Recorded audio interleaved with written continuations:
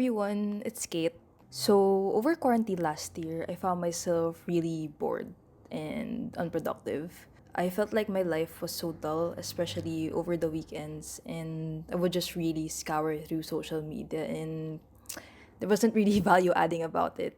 I guess there was also that added pressure that I know there were so many people who were so productive over quarantine despite, Miss Rona. But really, don't succumb to peer pressure. And I didn't only want my work days to define me. I wanted to have hobbies. So among the choices on my list, there was macrame, sewing, embroidery. I felt like reading just made the most sense. It didn't require me to learn a new skill, and I used to read a lot actually when I was in high school, but there came a point when my parents just refused to buy me books, and life happened, so maybe that's why I stopped. So here I am, glad to rekindle my love for reading. I also think I'm at that age where I'm just growing impatient as the day goes, and I needed something to slow me down a bit, so books were just perfect for that. I encourage everyone to do the same because it really gave me the break I need from work, and it just feels refreshing to be immersed in stories and other topics that weren't designed. I started reading again at around October last year, and I was able to read 8 books in total before the year ended, but I'll be talking only about 6 books. Just a heads up though, not all the books I read are wholesome, so I'll be adding trigger warnings every time I mention a book. So I'll be dividing these books into categories. So first my runner-ups, and the second are my top 3. So let's start with my runner-ups with no particular order, and I'll keep this spoiler-free, I promise. I'm starting out with a book that I've read for the second time already, and that's The Picture of Dorian Gray by Oscar Wilde. I thought I'd pick this book up because the last time I read it was when I was still in college, and I remember the book not sitting well with me, and I just wanted to remember why. The language is quite sophisticated, but it's understandable nonetheless, and this is the first novel of Oscar Wilde actually, because he's actually a playwright. And I think this makes it more interesting because he makes such a spectacle out of the story. Like, I sometimes feel like I'm reading it as if it's a play. This is about a man who sacrifices his soul to maintain his youth forever, but in exchange, this immaculate painting of his turns into a disaster as he grows corrupted. Creepy, I know, but the creepiness of the story just grows on you, so it becomes normal. Because this book is not horror, it's not the main theme of the story. Morally, there is nothing really good about the protagonists in this novel because they're very superficially driven. They believe that to live a good life is to not take it seriously, and it doesn't matter if they offend or manipulate people along the way. And personally, from what I've picked up from this book at least, this book tells you what you shouldn't be as a human. Being selfish and self indulgent shouldn't be what humanity is. Let yourself decay and grow old as life intended. I would say though that there are some dangerous quotes in this book that make sense, but deep inside, it's wrong, but it still makes sense. So I actually keep a journal where I write my book reports. I know, such a nerd, but it's a way for me to just remember things. But I'll give you an example of what I mean by those dangerous quotes. So I'll be reading this without context, but one of the quotes go like this. He called yesterday the past. What has the actual lapse of time got to do with it? It is only shallow people who require years to get rid of an emotion. A man who is a master of himself can end the sorrow as easily as he can invent a pleasure. I don't want to be at the mercy of my emotions. I want to use them, to enjoy them, and dominate them. So without context, it actually sounds empowering, right? When you read the book, you'll realize how dangerous that quote is, and it doesn't have a sense of accountability in respect to the past.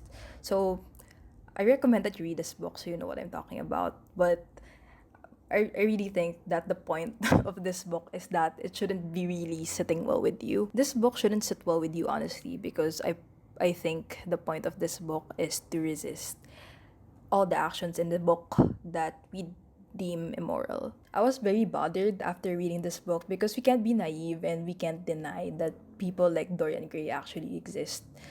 These people who don't really care about consequence and they're fully aware that what they're doing is evil. So if you a morally sane person, what would you do then? Overall, though, how wicked and disturbing this book is exactly why I would recommend it to everyone. The ending of this book is actually so satisfying and very brilliant that I'm sad that I can talk about it. So, again, it's the picture of Dorian Gray. Pick it up when you have time. So, my next runner up is Norwegian Wood by Haruki Murakami. I'm sure this book has been recommended everywhere, and I just wanted to try something Murakami because lately Japanese literature has been appealing. This book is about Toru and Naoko's relationship that is tied to a special companion of theirs named Kizuki.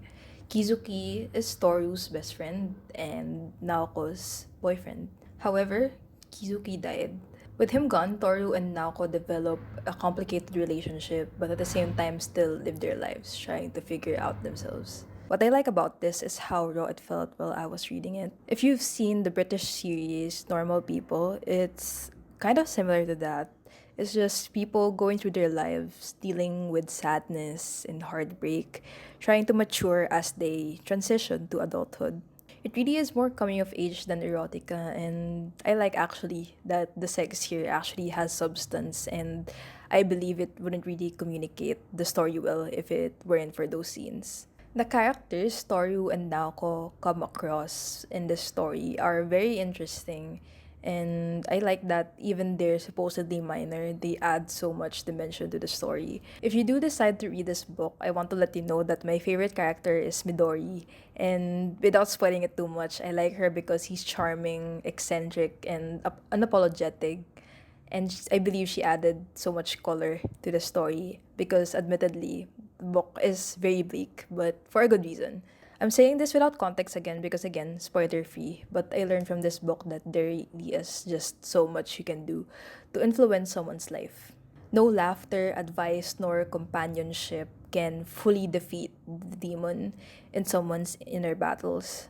And ultimately, it's up to that someone if they really just want to push through, or it's up to them to decide what kind of suffering is still considered endurable for them.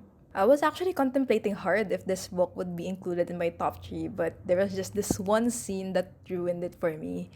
Well, it just became such a letdown, and I still ask myself to this day why that still had to happen. But to those who've read this already, I'm pretty sure you know which scene I'm talking about.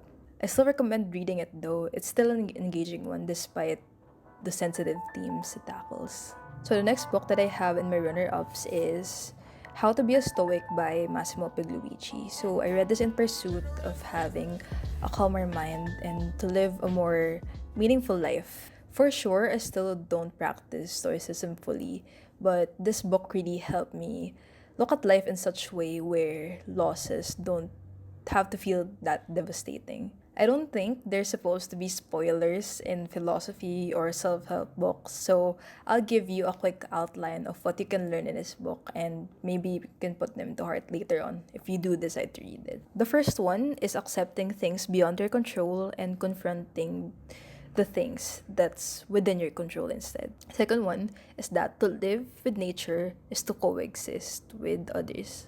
So take part in making the world livable for everyone. Third is knowing your virtues and making decisions that won't contradict it. Fourth one, you will learn about the point of suffering and why we should endure it. Fifth, accepting death and loss as a natural end to existence of anything. And number 6, Spock of Star Trek is not an accurate representation of a Stoic. Stoicism requires you to confront your feelings and to reasonably express it. I won't elaborate on these anymore because I'd like you to hear it from the author himself. But there will be times where I would hear voices in my head guilt tripping me, especially when I'm having really strong emotions. But this guilt trip is good in some way, for me at least. I would say I'm a calmer person now, partly because I read this book. I definitely became more introspective of my experiences in life, and I became more conscious with my decision making. This is not the book though that you read once, then forget about it. It is something that you have to read once in a while so you can really grasp the stoicism philosophy or mindset. Even if you don't wish to practice stoicism, there will be things in this book that will really make you sit down, think and reflect on your current actions. And rather than being prescriptive, Massimo Pigluicci it provides examples of how stoicism is practiced consciously and unconsciously by people, and how that led them to a calmer and more peaceful life and just being more accepting people. So those are my runner-ups. Then let's get to my top 3 quarantine books. So in third place for my top 3, it's When Breath Becomes Air by Paul Kalanithi. This one's about a man who's just about to finish his training as a neurosurgeon, but he finds out that he is diagnosed with stage 4 lung cancer. He questions his purpose because how was he supposed to save lives if he himself was dying? He questions the people around him, especially his wife, what they ought to do when he's gone. We see here the different stages of grief Paul and his family went through and how they went about life knowing that sad fact that one day he will leave this world. What really struck me about this book was Paul's passion to become a neurosurgeon despite his clear and obvious talent with literature. He already has nailed down what he really wants and what he wanted to do in life, that even when he doubts himself, he knows the why that he's supposed to go back to. However, the possibility of him leaving sooner than expected wasn't really taken into account, and this put him in a place of uncertainty, and that just made the world for him realer than it really is. I finished this book with actual tears streaming down my face because it was just that heartbreaking. And just knowing that this happened in real life, like it's not fiction, and just knowing that death could happen to us at any given time, it's quite terrifying. The part that made me really so emotional was the epilogue, which was written by his wife Lucy. It put into perspective how our loved ones or how someone close and intimate with us feels when you leave them in this world. And to add, I think it really is a timely read, and especially during the time of Miss Rona, because the irrational fear of losing someone is no longer irrational. It's reasonable to think that you might lose someone at any given time. But ironically, this book gave that comfort that maybe it's okay to move forward when you're grieving. So ranking second in my list is The Alchemist by Paulo Coelho. And this book is the type that I would encourage my future kids to read because, like what the cover says, it's a fable about following your dream. And it's just such a wholesome read, and I suggest that you pace yourself while reading it so you can savor its charm. While reading it, I felt like a kid again. This is about a shepherd whose goal is to travel the world, but that goal of traveling the world becomes more specific because of a vision. He now wants to find the treasure buried near the pyramids. It's just beautiful how this book was written because it stimulates your imagination, and it at the same time it just feels so magical that it doesn't make you feel bad to dream. For someone who's really ambitious like me, it's really refreshing to hear something that doesn't shoot you down. This is not to say though that the book is delusional and how it communicates dreams and ambitions, although admittedly it can be cheesy sometimes, but I was okay with it. In fact, there will be characters here who will never achieve their dream at all, but it was interesting how they confronted that truth of not achieving that dream ever. So again, we're going back to the journal, but I won't be reading a quote this time. It's something that I wrote, and I'm shocked that I wrote this, but it is in context of one of my favorite scenes in the book. What this part really taught me was that getting stuck is my own choice, which also means that it's also my choice to find ways out. A lot of times we underestimate ourselves and wait for a helping hand to do all the hard work for us. But maybe the resolve is really just within our reach. What I love about this book is that it makes you want to win in life, not in a competitive way. So you can taste how sweet victory is. I can see myself reading this book when I need that sprinkle of optimism in life. And you know how the cliche saying goes, it's not about the destination, it's the journey. But after reading the book, it just buffed up the meaning of that cliche saying for me. And because of this book, I'm just extra grateful for the experiences I go through in life, whether it be good or bad. And finally, we're at my number one book, which is Kokoro by Natsume Soseki. I love this book so much that I recommended it to all of my friends. It's another Japanese literature in my list, and it's still somehow dark, but it's way more wholesome than Norwegian would. I do notice that these Japanese readings have common themes like deciphering the meaning of life, the feeling of isolation, and what it's like to be in the Japanese culture.